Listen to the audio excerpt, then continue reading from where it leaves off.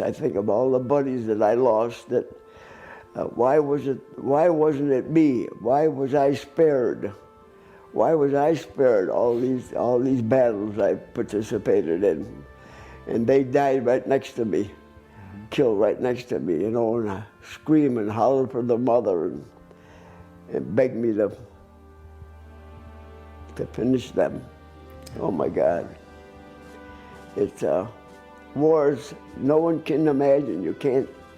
No one can imagine the combat, the fear of combat and the death and what you see, how a body is destroyed, and it's unbelievable.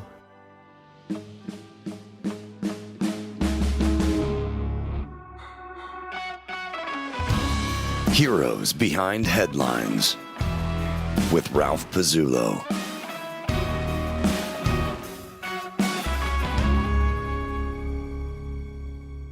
Welcome to Heroes Behind Headlines. I'm your host, Ralph Pizzullo. Today, we're excited to continue our interviews with World War II heroes.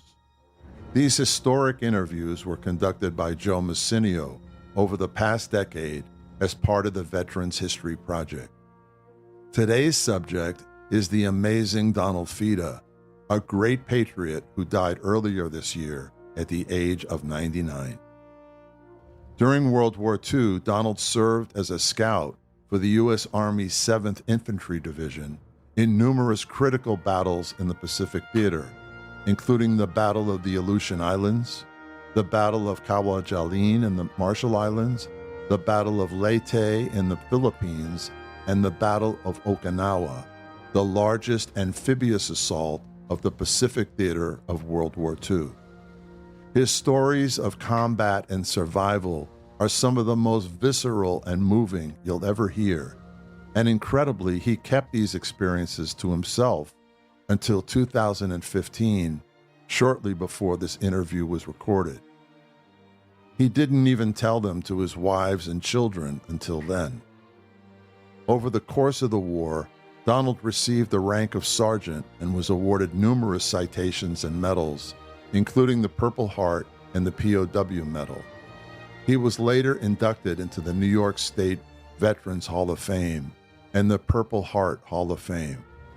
After the war, he served in the Army Reserves until 1953.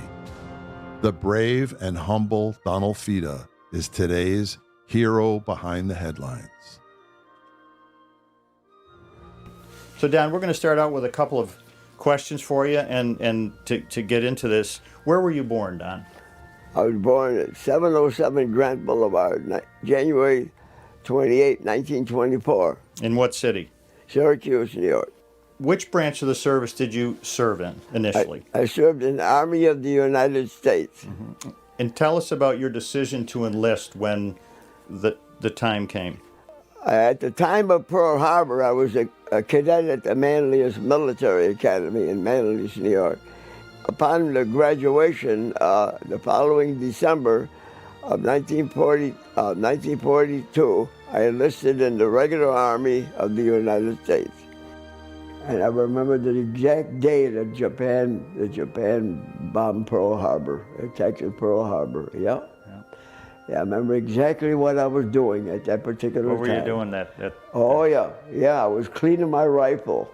I was cleaning my Springfield 03 on the floor in the orderly room. Yeah, all the cadets had their rifles on the floor. They were cleaning their rifles and taking the bolts apart and different things like that. And then we heard on the radio, 5 minutes after 1, that Japan had bombed Pearl Harbor.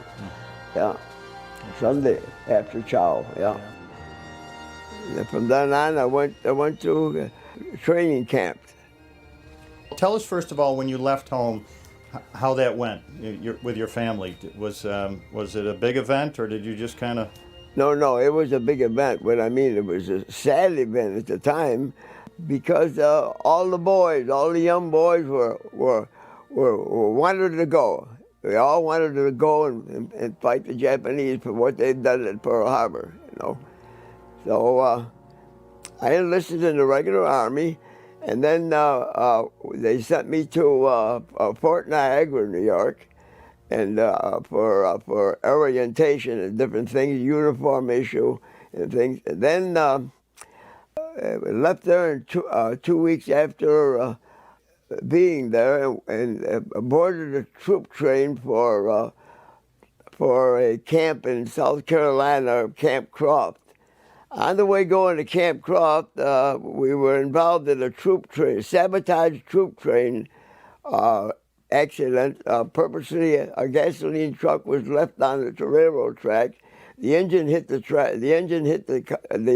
gasoline truck, and the fire came back. I was in the car right behind the coal car of the train, and the concussion broke the windows, and I was burned on the right side of my face, and taken out into a field in a little town called Camden, South Carolina, and I kept on blackening out, like, more or less. But I noticed that the women were coming down with blankets and stuff to cover up to help the troops that were in the troop train accident. So finally they sent me to a little town called Lugoff, South Carolina. And then from Lugoff, South Carolina, they transferred me to Camp Croft, South Carolina, where I was taking I was supposedly going to take my training there. The gasoline truck, who had placed it there, do you know? Well, it was sabotage, because back in 41 or 42, there was a lot of sabotage going on, so that to prevent the troops from going from camp to camp. So they wanted to get rid of the soldiers, the new soldiers. So I was involved in that troop train wreck, and so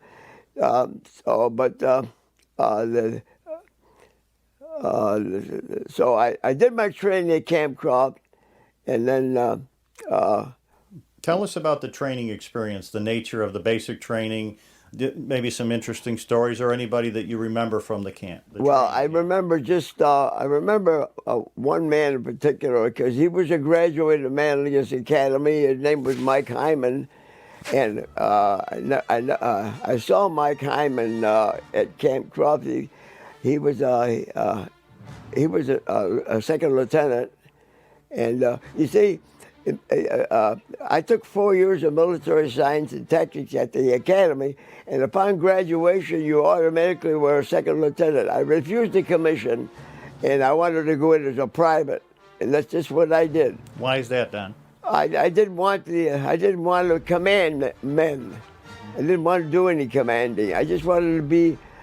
I was used to taking orders, and that's what I wanted. That's all I wanted. Yeah. In basic training, did you receive any further specialized training in addition to that? Well, I did receive. I had to learn map reading, coordinates, and different things for scouting. That's what I was, a scout, and I learned. I had to learn different coordinates and maps and different things like that. So you were trained as a scout. Tell us a little bit about what it takes to be a scout, in addition to knowing how to read a map. Well, first of all, you got to be small normally. You can't be big like you guys. You got to be a little runt. So, but anyhow, I fit the bill of being a scout because I only weighed 117 pounds. And I was only about, I think, 5 foot, 60 inches tall. I passed the requirement, And I trained. I learned how to fire a carbine, an M1, a machine gun, and a .45 Colt. And I carried a .45 Colt and a carbine in combat. Yeah. How long were you at Camp Croft? Camp Croft, I was there about maybe 13 weeks. Mm-hmm. When you were at Camp Croft, did you have any time for anything other than being in the Army? Was there any social life? What else was happening in your life at that time in addition to basic training? Well, at Camp Croft, your primary training constantly, all the time. They had a little bugle and drum corps. We used to get up early in the morning, and whoever played a drum or whoever blew a bugle, They put me in this little bugler drum corps, and early in the morning, about 5:30, 6 o'clock, we would march back and forth to wake up the whole camp. So, because in Manlius, I was a trumpeter. I played the trumpet in Manlius in the band, Manlius band. You see, so Okay. yeah. So once you left basic training, where did they first?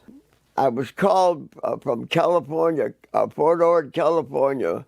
They needed a bugler in G Company of the 184th Infantry Regiment, and they sent me to by train to Sacramento, and they picked me up at Sacramento and brought me to Fort Ord, California, as the G Company bugler. Yeah. And how long were you there at Fort Ord? About 3 or 4 months training, amphibious training. We did amphibious training at Monterey and Salinas and Carmel, California. Amphibious training where the ramp goes down, you run off of the boat, and so on. It's about beach landings is what it actually was. Right. Yeah. And we perfected that fairly well, and then amongst other training and so on and so forth. My job was to retreat, call to the colors, reveille and first call, and mess call, church call, different things like that. That I blew the bugle for those reasons. Yeah. So from Fort Ord, were there any other unusual things that happened Yes. at Fort Ord that you want to share with us?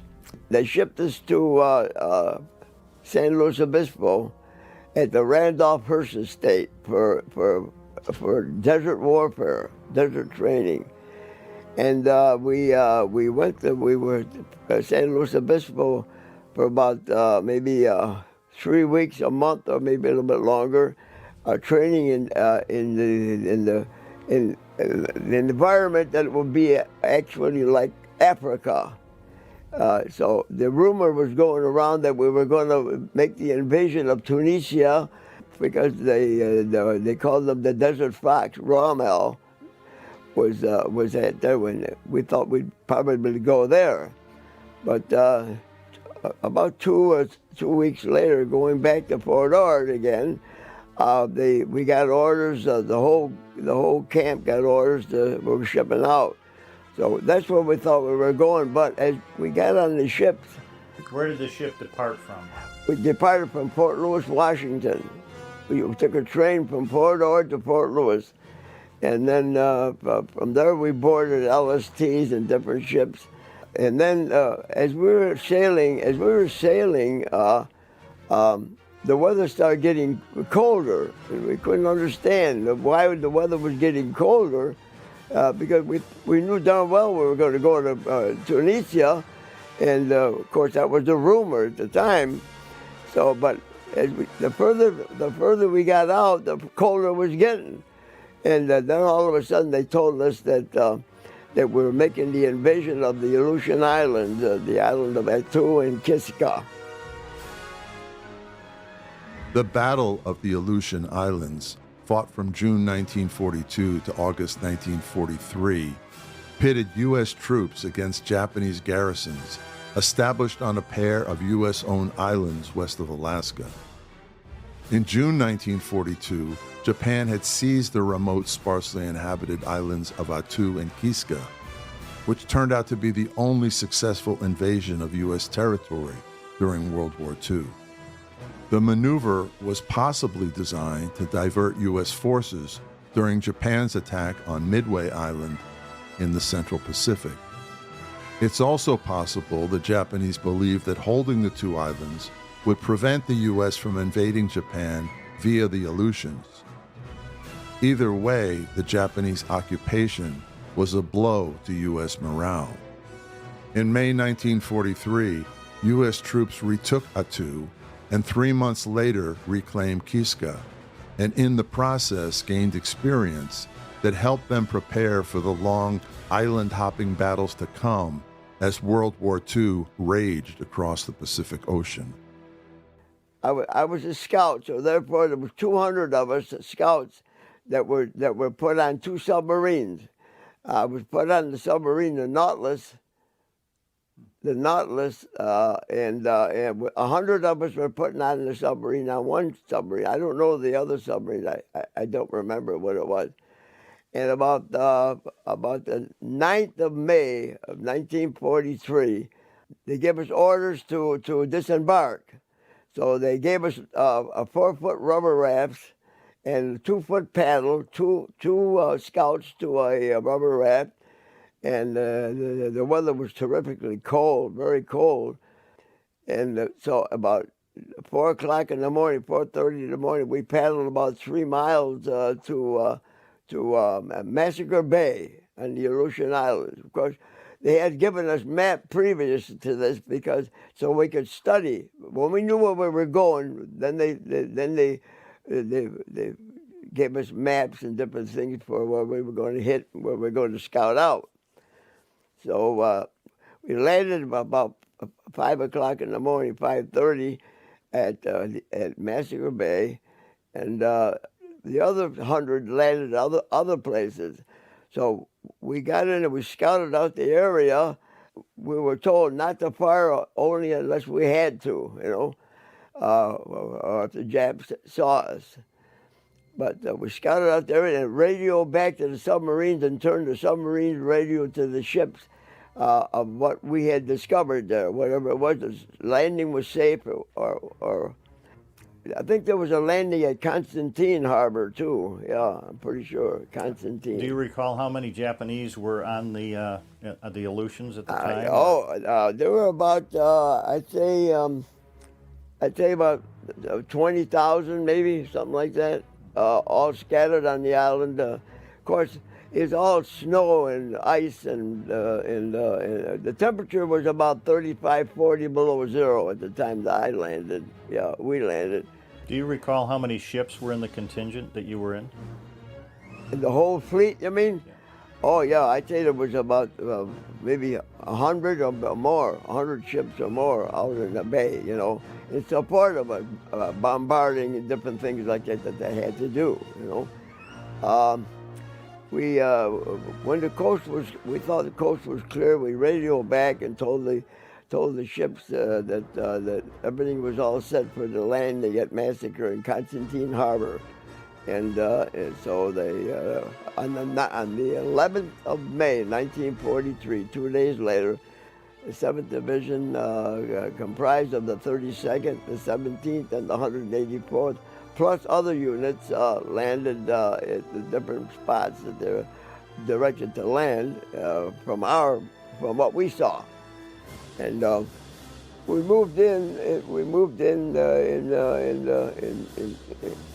onto the island, and for 21 days we fought the Japanese hand to hand and in regular battles, and they made several banzai attacks and different things, to rid the American troops, pushing it back into the sea again. But we succeeded in 21 days of constant fighting and cold and gangrene and frozen feet and different things like. What we did was we cut the sleeves off of the Japanese soldiers and put them on our feet so we could keep warm their jackets, because they were quilted on the inside, the Japs. We were not prepared because all we had up there was field jackets, summer clothing.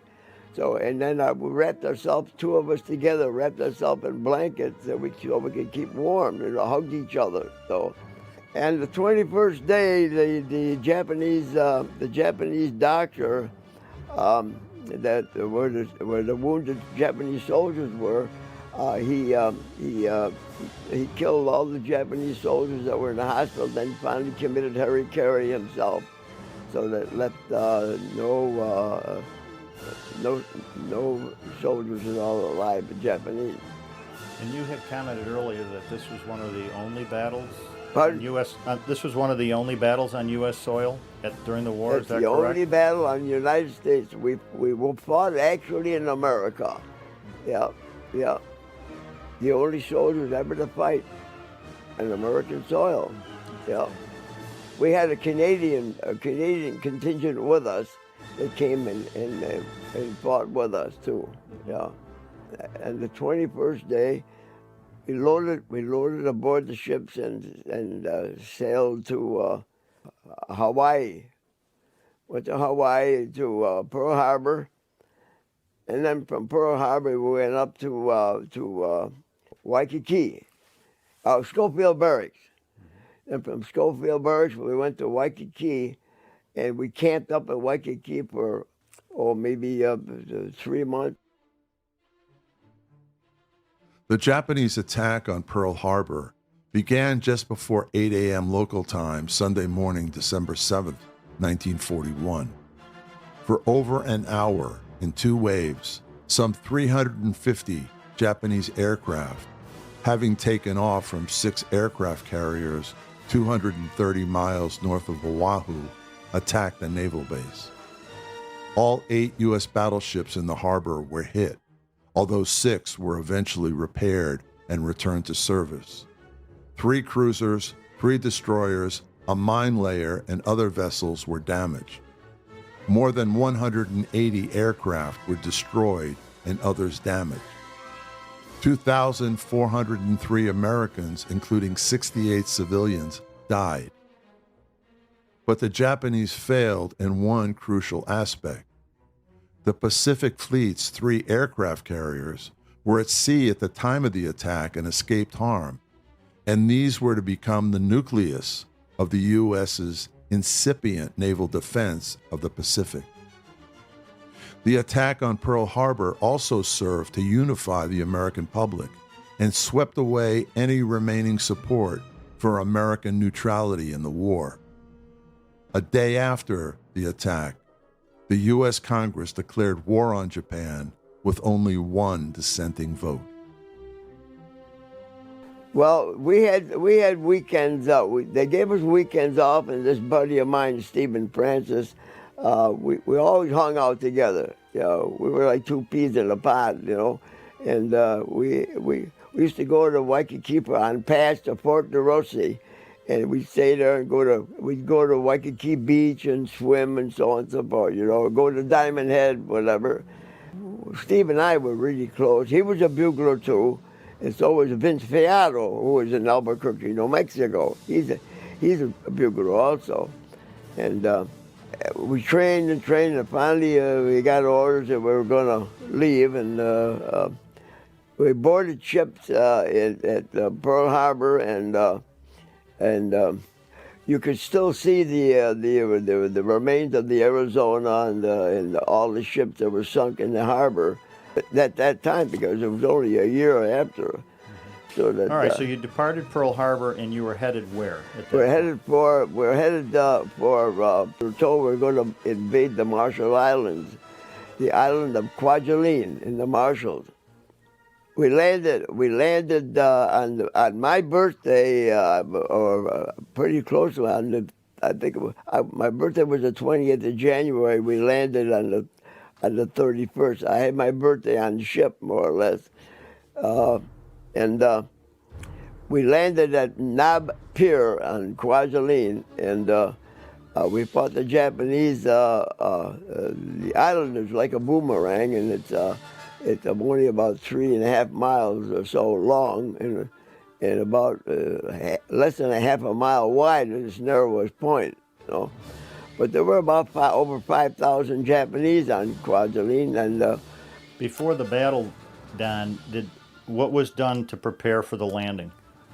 Was there bombardment? What kind of? Oh, definitely, they'd be bombarded. Yeah, they'd be bombarded, and the planes bombed the different, because there were Kwajalein had a lot of bunkers, a lot of concrete bunkers and pillboxes, like they're all made of concrete, and the Japanese would hide in there, you know, and that's the only way you get them out is a flamethrower or a grenade. It took us 5 days to capture Kwajalein, and in that time I was with the Earl Watson, who was my first sergeant, and he always told me to stick by him. I was his messenger to deliver messages to different places. So Earl asked me to deliver a message to bring a message to the company commander, and I did. I crawled over to the company commander, and I gave him a message that we needed bombardment. We were pinned down, and we got that. And so I went back to Earl, and I stayed with him, and then all of a sudden a Jap sniper got Earl to the right ear and the bullet came out the left eye. We were very close together. His head dropped onto my shoulder, and I knew he was gone. He had been killed, you know. So he was only maybe inches away from my right shoulder.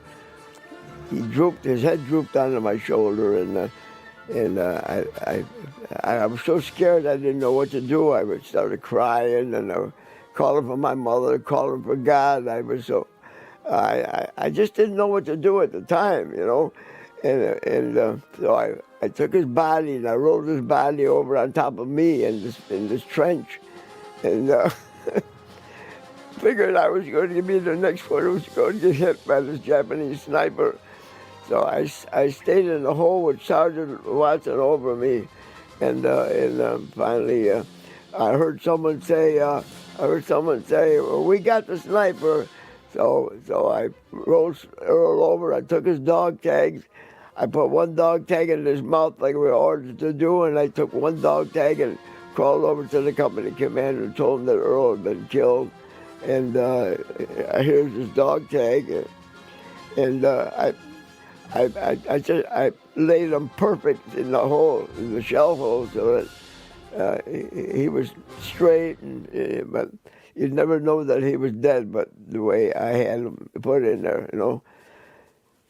So I crawled out, and I went to the company commander and told him that what had happened. So, and that was the last day of the Battle of Kwajalein, of that battle. He was killed that day.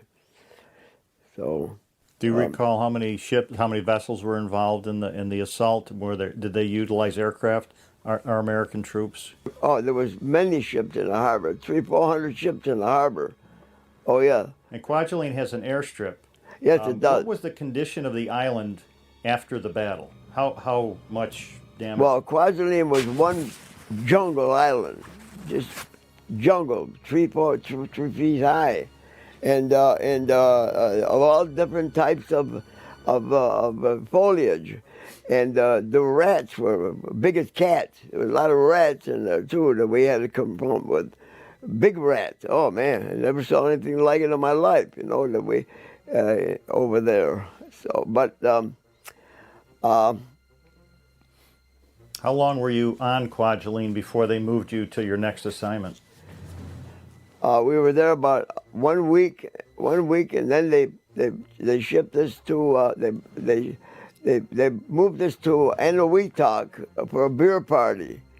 We had a beer party, and evidently, I don't know, they had prearranged this thing, I guess, after, you know. So we had a beer party on Aleutian, and we stayed there about a day or two, and then we boarded the ship to go back to Hawaii again. We went back to Waikiki at Pearl Harbor, and went back to the same camp. And when we got up to our camp, we got up to Wahiawa, and the bed bugs were awful. And I don't know how they got there. They weren't there before. But bed bugs, nobody could sleep, you know, but, on our cots. We had the mattresses on top of our cot. And so what they did is they took all the mattresses from all the cots and all the soldiers, and they steamed them for us, and then they brought them back to us. And everything. We would resume more training after that. More rigorous training, much more. So we're trying to figure, gee, where are we going to go next, you know? We're sure not going to stay here, that's for sure, you know. No. But anyhow, we trained until October the 19th, 1944, and we made the invasion of Leyte in the Philippines. We landed with stiff resistance on the beaches of Leyte. we landed at Dulag, I think it was, yeah, Dulag, yeah, in the Philippines. And we continued fighting there. The Allied offensive in the Philippines in 1944 was the climax with the invasion of the Philippines. The goals of the operation were threefold. One, to win positions that would allow the Allies to sever Japan's supply lines to Southeast Asia. Two, to make possible an invasion or neutralization of Formosa or Taiwan and the east coast of China. And three, to provide basis for an attack on Japan itself. The Battle of Leyte, which Donald Fida participated in, was the amphibious invasion of the island, which is one of the largest in the Philippines, by American forces and Filipino guerrillas under the overall command of General Douglas MacArthur. It began in October 1944 and turned out to be the first and most decisive campaign in the American reconquest of the Philippines. Japanese losses were heavy, with the Army losing 4 divisions and several separate combat units, while their Navy lost 26 major warships and 46 large transports. In effect, once the decisive Battle of Leyte was lost, the Japanese gave up hope of retaining the Philippines. There was the bunker, and one of the guys was going ready to put sort of flamethrower in there, and we surrounded it one on one, two of us on each side, and I had a grenade. I was ready to throw a grenade in the bunker, in this hole that had been done by artillery or whatever, and all of a sudden I see a stick come out with a white sort of white material on it. Didn't know what it was really, because it was hanging down, and come to find out it was a woman's underwear. As we found out later, then the girl come out afterward, and she was about 27 years old or something like that. Long hair that covered her breasts and so on. She was a nurse that was captured on Bataan, Corregidor, in the Philippines, and they evidently brought her there. See? How long she was there, I don't know, but we got her. We wrapped her up in a jacket, and we took her out to Nab Pier, and the boat picked her up and took her to the hospital ship, the Repose, which was out in the bay, and we never saw any more of her. But I'd say she was so pretty and everything, but she was all scarred up, like she had bruises all over her, you know. Do you recall her name? Did you know her? No, I don't. I wish I could. Oh, I think of her. I think of her all the time. I just can't forget her face. I can't forget her face. That's all there is to it. She's in my mind constantly. And she comes back to me. She come back. One time at the VA, I thought I saw this woman, but evidently it wasn't her. She had to be about 95 years old. She would be about 95, 96. I don't know her name. I was going to advertise it in the Post Standard with the fellow that writes that column. I don't know. I forgot his name, but I got chicken. I didn't want to release it. I didn't want to release it. So you really knew nothing about her? Pardon? You didn't know anything about her, where she was from? Or I knew anything about, but she mentioned that she was from Bataan. They had captured her in the Bataan Death March. You ever heard of that? Yes, absolutely. How long before was that? Well, not long before. Maybe a year. See? Maybe a year. So she had been there as much as a year. Oh yeah. She was small like you. She was small like you, but yeah, she was short. She was a little short girl, you know. And she about 4 years or 5 years older than me at the time. Yeah. What happened to the Japanese soldier that had? Oh, they captured him. Yeah, we captured him. Yeah, we held him. Yeah. And he was interrogated, but we never knew what he said. Yeah. So what was the reason why? But evidently, as I said in the paper, she was that Michelle wrote that she was.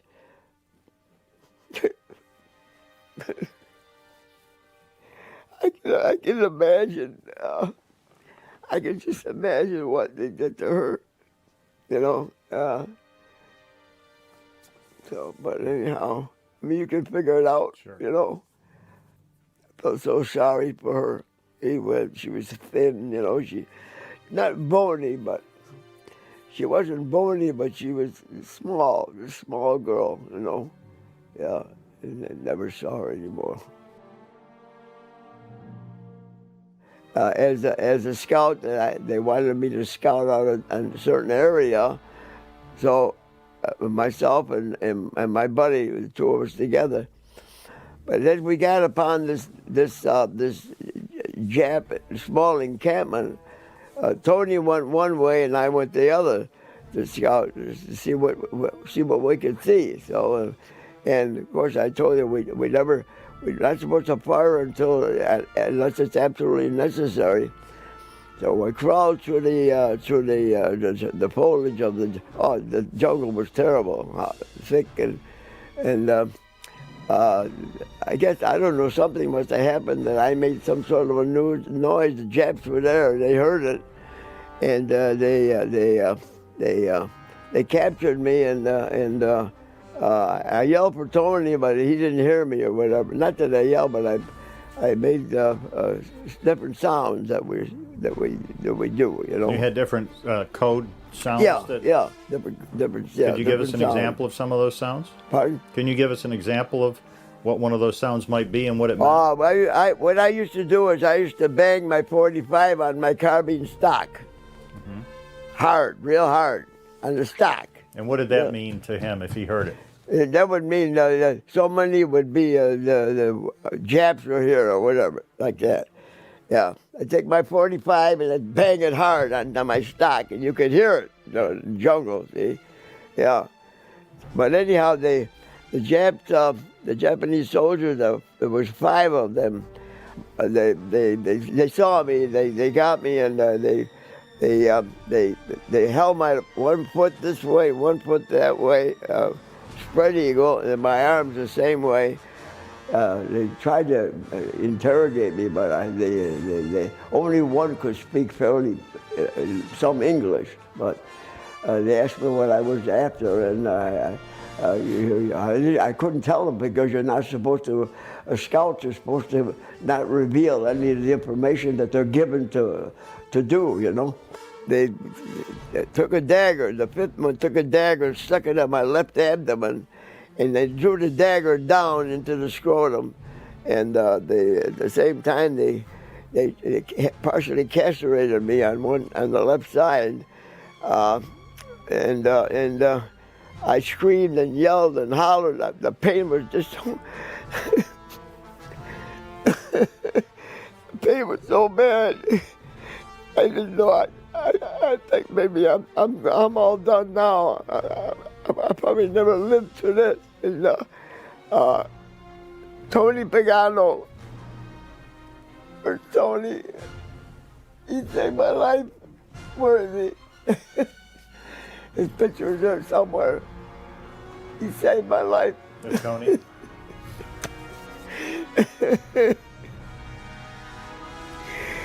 He was a medical corpsman, and he come over. I knew him from before the war. He used to cut my hair when I was going to the Manlius Military Academy, and I didn't know that he was in the. I didn't know that he was in the. I had no idea that he was there, and he heard my scream, and he come over and he looked at me. He said, "Don!" He went, "Don, what's wrong?" He saw the blood gushing out of the abdominal aorta. Also, I was bleeding, and he cut my pants, cut the one leg off of my pants, this leg, and the left leg, and he put all soldiers are required to carry sulfadiazine, which is a disinfectant. So he took about 4 packs of sulfadiazine and he poured it into this wound that was wide open, and you could see the abdominal aorta when they nicked it as they were drawing the knife down. So I don't know what he did, but I don't care. But I'm all right, you know. But anyhow, he kept pouring. He took care of me for 5 days. He didn't go anywhere but stayed with me for 5 days, and made sure that there was no infection on my side. And after that, there were some Filipino women that were walking around, and as best he could, and he asked the Filipino women if they could take care of my friend, you know. And what they did is they built me a cot and a lean tool so that I could rest on the lean tool on the cot, and they had one woman stay with me, one young woman stay with me all the time while I was there. She dressed it.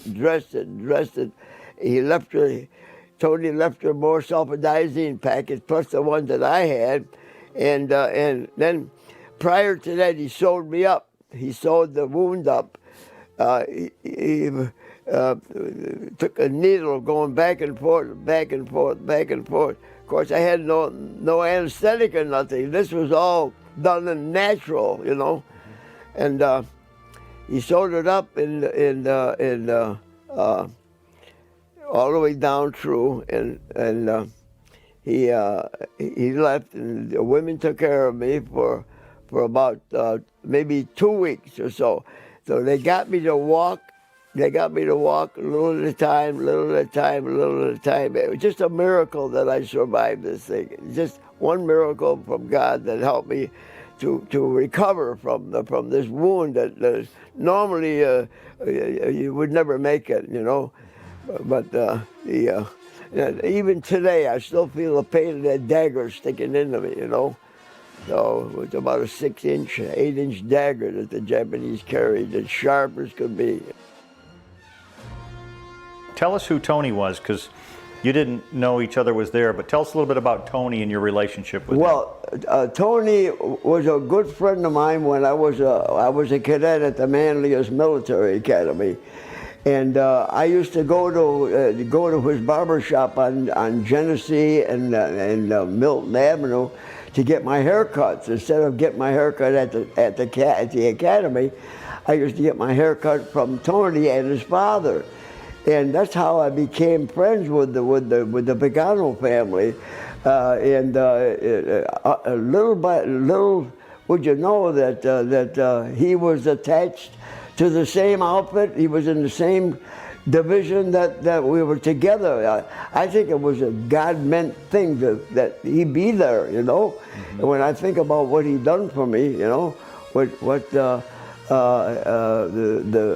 how he took care of me and protected me, and our relationship went on way afterward too. After the war, I became his gardener, but he passed away. He was about 80 years old when he passed away. Yeah. So two kids from Syracuse didn't know each other was there. Two kids from Syracuse that he took care of me.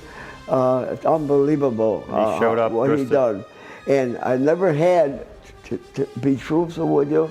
And I mean, God only knows. I've never had a reoccurrence of anything of the wound that I got.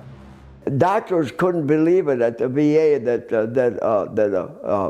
this was done in the jungle. The surgery that he did in the jungle, it was something really unbelievable. So. And do we know what happened to the Japanese soldiers? They just ran away? They left. I think they were killed eventually by one of our artillery shells. Yeah, I think they were. Yeah. I'm not sure, but I would presume that they were, because there was a lot of artillery flying around near Tacloban at the time. That's where General MacArthur landed, at Tacloban. When he said, "I shall return," he landed at Tacloban. Gutted, partially castrated, blood gushing from a wound to his abdominal aorta, and left to die in the Philippine jungle, Donald Fida was sure he was a goner. But a medical corpsman named Tony Pagano heard Donald's screams and ran to help. Incredibly, Tony and Don had known each other before the war, but neither knew the other was fighting in the Philippines. In fact, Tony used to cut Don's hair when Don attended the Manilus Military Academy, which is east of Don's hometown of Syracuse in upstate New York. Tony Pagano packed the wound with a disinfectant, sewed up Donald's stomach using no anesthetic, and stayed with Donald for 5 days to make sure the wound didn't get infected. He saved his friend's life. I didn't go back to my company anymore. I guess according to them, according to the roster of the G Company, I'm not listed. I'm not listed anymore in the G Company roster. So evidently they must have classified me as missing in action or something. See, but then went to Tacloban and I got into a different company. I got into a headquarters company. I stayed with the headquarters company. They were further back. Yeah, they weren't up front like the linemen. They were back, and I stayed with headquarters company. And I told them what happened. They saw what happened, and but I was never in a field hospital. All this was done was by Filipino women and Tony. Yeah. Were the Filipinos happy to? Oh man, they were so good to me. I can't imagine how good they were to me. They fed me their type of food and stuff, and they, even though they dressed it, there was some bleeding or some oozing out, and they dressed it. It's just miraculous that I healed. It really is. I healed. How did you communicate with your family? Did you communicate, or did they just didn't know what was going on? No, they didn't know what happened. Right. So nobody knew what happened. Nobody knew what happened until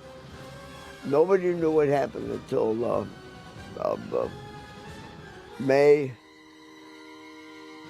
of 2015. I kept it all to myself. I didn't tell anyone about what happened in my service time. No one knew it but me and God. That's all. I never revealed anything that happened in my military service about myself. Until when? Until last May, 2015. 2015, I finally revealed I held it all into my head all this time. And how did you cope with it all that time? Well, I worked. I was in the landscaping business, and I worked at least almost 20 hours a day working so that I could forget all this. I figured that would make me forget, and it did. But at times I would have a lot of nightmares and different things. And my wife would ask me about it, and I didn't tell her anything about it. And she never knew anything. My children, Sissy and Jamie, never knew anything about it. I would leave in the morning before they got up, and I would come home at night when they were in bed. So I never got to see my children or be a husband to my wife. And we were married 33 years, and finally she said she didn't want to be married to me anymore. And I mean, in the meantime, I blame myself for the 6 babies that we lost. I thought it was my fault that we had 6 children, and 5 boys and 1 girl, and I blame myself for that, you know. But the doctors at the hospital told me that's not so. It would be impossible for you to be responsible for that. I tried to commit suicide, and I didn't want to live anymore, but I couldn't take the pressure. I couldn't take thinking this all the time and waking up at night and different things that I had gone through, you know. And I'd always feel this pain in my left side, always feel it. Even to today, I feel it, you know. We landed Okinawa Easter Sunday morning, 1945. Landed at Kadena Airstrip. There were two, Yangtan and Kadena airstrips. But the Marines landed on Yangtan, we landed on Kadena, and we captured Kadena it was terrible. Boy, we were pinned down at the beach where we couldn't move, and we lost a lot of our boys there. But I don't know why God saved my life. I can't figure it out. I don't know. I went through so much, you know. But we moved in, captured Kadena, and after we moved in, the engineers came and graded the airstrip off from the bombs and torpedoes and everything that landed there, made holes in it so that our planes could land, our bombers could land on there. And that was routine. It was an airstrip, capture the airstrip first, and our planes could help us, you know. So at that time we had the P-51 Mustangs, which is the fastest plane in the world at the time, you know. And when we used to see that plane, oh wow, it was just so thrilling, you know, to know that we had air support like that, you know. And we fought our way into about. We moved in about a mile, killing a lot of Japanese. I wrote a story on it. I have a story about the whole Okinawa campaign that I wrote myself. So we moved in, and then we started to go north to Naha, which is the capital of Okinawa. But in the meantime, we had to contend with burial tombs and bunkers and caves, and the Japanese had put guns in the caves, and they used to hide in there. The only way you could get them out was flamethrower and grenades or whatever. We landed Okinawa, as I said, and we on the 1st of April, and we finally ended the battle at the Naha Sherry line. The Japanese gave up after fighting in all those tombs and caves and bunkers and burial tombs. What the Okinawan people used to do, a person would die, they'd put him in this burial tomb and lay him naked on a slab, and they wait till the body decays, and when the body decays, they take all the bones and they put the bones on each side in the urns on each side of the inside entrance. And that was their custom, I believe. You know, we ran into many burial tombs. And but see, the Japanese took advantage of that because they used to hide in there thinking that we would never go in there. You know, the American soldier was afraid or something like that to go in there, so. But we finally got the orders to search all the burial tombs, and we found many Japanese in these burial tombs, all hugged together, you know. So one grenade would kill everybody, you know, more or less, or a flamethrower. And once a flamethrower hits one guy, it goes on to the next. So, yeah. But I think there was about maybe 150,000 Japanese on Okinawa. As we got in closer to Okinawa, they told us about that we might come across kamikaze planes that would try to disrupt the whole landing and also destroy some of the troop ships that were in the convoy. There was a total, I think, of about 1,300 ships of all description in this convoy to make the invasion of Okinawa. And as we got closer to the island, we began to see there was a lot of difference in Japanese Zeros trying to dive into the troop ships, the suicide planes, and we ran across many of those. And in fact, it was they did hit some of the ships.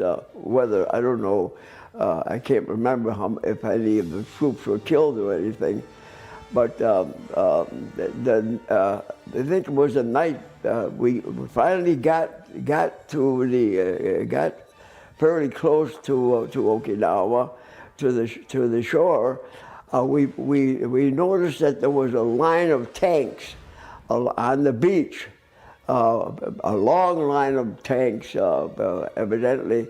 The Japanese some way or another knew that we were going to hit them. They knew this. Well, how, I don't remember. I don't know.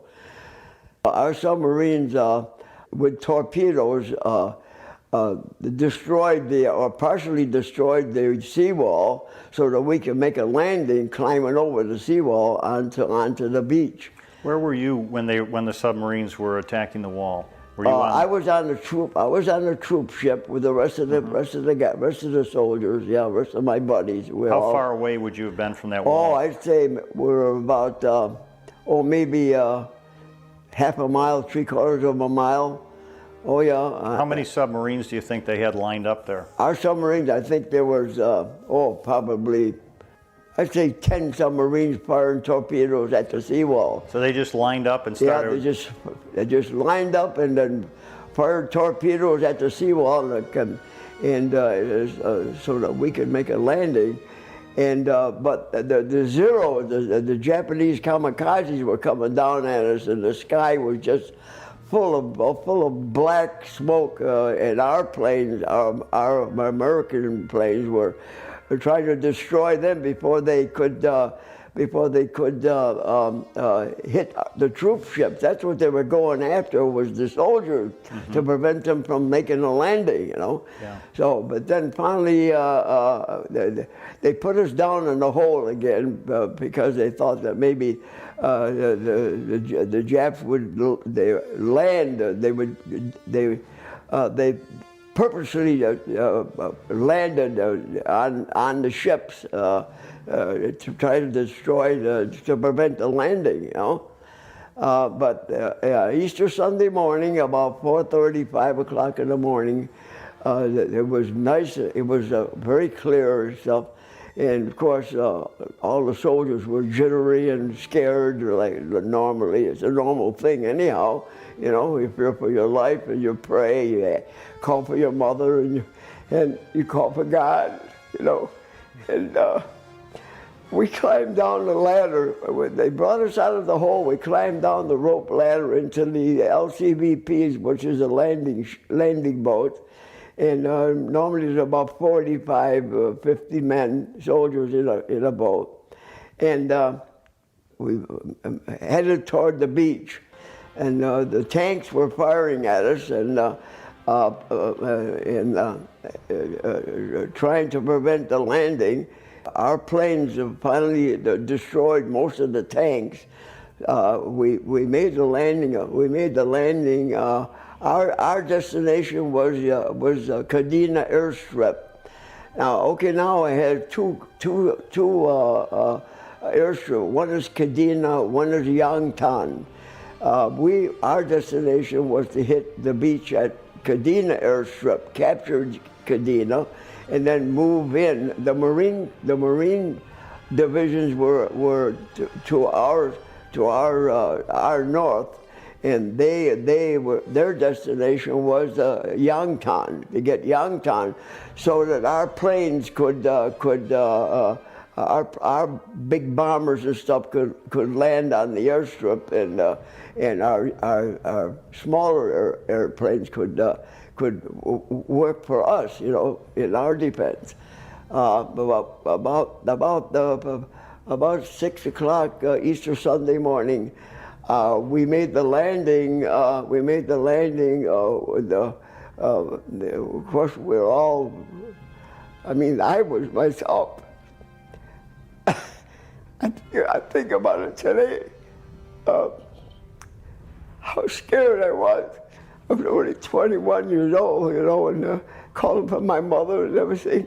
And but anyhow, we landed. We hugged each other as we got on the beach, and with all the fighting, the Japanese were coming at us, and it was just horrible. It's unbelievable what they were doing, hollering and screaming and trying to scare us, and bayoneting this one and bayoneting that one. I really don't know how I survived. I can't figure how I survived. The Battle of Okinawa, codenamed Operation Iceberg, began on April 1st, 1945, with the largest amphibious assault in the Pacific theater of World War II. The battle lasted over nearly 3 bloody and difficult months and included some of the worst kamikaze attacks of the war. By the time Okinawa was secured by American forces on June 22, 1945, the U.S. had sustained over 49,000 casualties, including more than 12,500 men killed or missing. Okinawans caught in the fighting suffered greatly, with an estimate as high as 150,000 civilians killed. Of the Japanese defending the island, an estimated 110,000 died. 24 American military personnel were awarded the Medal of Honor for going above and beyond the call of duty. Once in American hands, Okinawa provided a vital airfield in the final drive on Japan, as the Allies finally brought about Japanese surrender less than 3 months later. So we completed that in 88 days. We fought there on Okinawa, including mop-up and different, I think total of that battle, of Navy, Marines, Air Force, Coast Guard, engineers, I think we lost 38,796 American soldiers, troops, American servicemen. 38,000. The battle was over. We had killed 110,000 of the enemy, and we lost 38,976 men. And later, some guy with a pencil figured that the ratio was 117 Japs killed to every American who died at Okinawa. We who had destroyed the Japanese way of life at Okinawa moved out, and men who were to build the American way moved in. There were plans for housing and messing, and 375,000 American GIs. 21 airfields were being considered for construction, at 275 miles of inland roads. We were building the largest island base in the world. We were building something else too. We were building something the almost 300,000 battered civilians of Okinawa could understand. We thought Okinawa would be the land of terror when we came. Instead, it's like a beautiful dream. We were building a beautiful dream. We were building for the final punch, the haymaker that started from ground on Okinawa and landed on the chin in Tokyo. The eyes of America looked hungrily at the Japanese mainland. The voice of our bombers grew louder in the sky. peace began to seem like something more tangible than a word. This is why we needed Okinawa, 67 miles long and 10 miles wide, a stepping stone of our final victory in the Pacific. Our victory came because we fought from island to island across the Pacific unceasingly without stopping and against terrible odds. Now we must preserve that victory so that our nation may benefit by what we won. We must be strong. Yes, we are strong.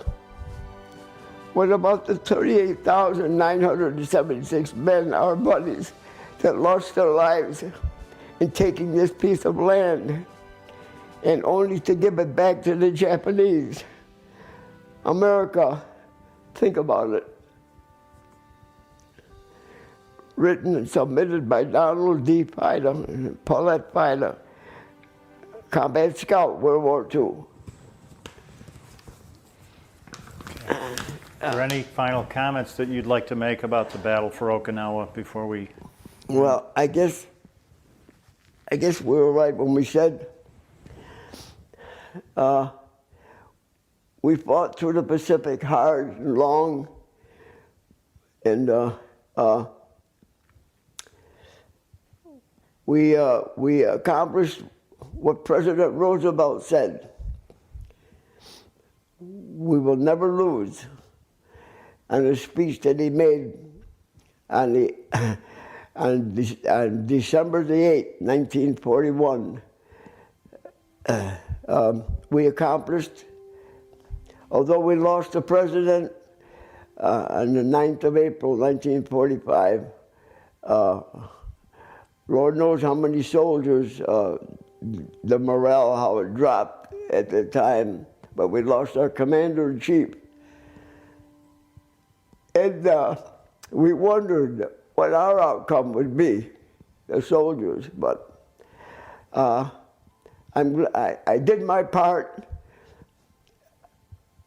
I enlisted in the regular army of the United States in 1942, and I did my part, and I did it as best as I could. And I'm glad that I served my country well. I just hope that these wars that are going on over in Europe and I don't know, I just believe that they're unnecessary. But I just pray for the boys that are over there, these new young kids that are over there now today that stand a chance of losing their lives. And I just hope and pray for them all the time, and I just hope for their best. Yeah. Okay. Well, thank you very much for sharing this with us. And You're as welcome. the witness to war, you've traveled far, seen much, and a grateful nation thanks you. Thank you. Thank you so much. Yeah. Okay. Oh yeah. Takes a lot out of you, doesn't it? It does. Yeah, it does. It brings back a lot of memories. Yeah. A whole lot of, I think when I do this, I think of all the buddies that I lost. That why wasn't it me? Why was I spared? Why was I spared all these battles I participated in? And they died right next to me, killed right next to me, you know, and scream and holler for the mother and beg me to finish them.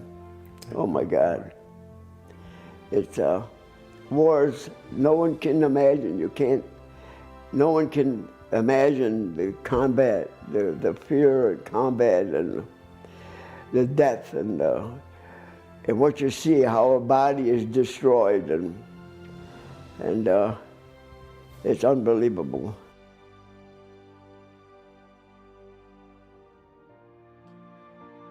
Once again, we thank Joe Massinio of the Veterans History Project. After the war, Donald Fida established Fida's Landscaping and Janitorial Service, which operated for over 60 years. Don used his business to mentor and develop at-risk youth in the ethics of hard work and personal responsibility, and worked alongside churches, schools, and civic organizations throughout the Syracuse area. Don was a devoted Catholic, a fourth-degree member of the Knights of Columbus, as well as a guest lecturer for the American Legion, Veterans of Foreign Wars, and for various public schools and colleges. Despite his many injuries during the war, Don married twice and had 2 sons, a daughter, 5 grandchildren, and 5 great-great-grandchildren to whom he was lovingly known as Ho-Ho. Donald Fida was a great American. He lived a full life and died in April of this year at the age of 99. It's with great pride and gratitude that we call Donald Fida today's hero behind the headlines. Heroes Behind Headlines. Executive producer Ralph Pizzullo. Produced and engineered by Mike Dawson. Orchestra and score provided by Extreme Music. Please comment, share, and subscribe to Heroes Behind Headlines.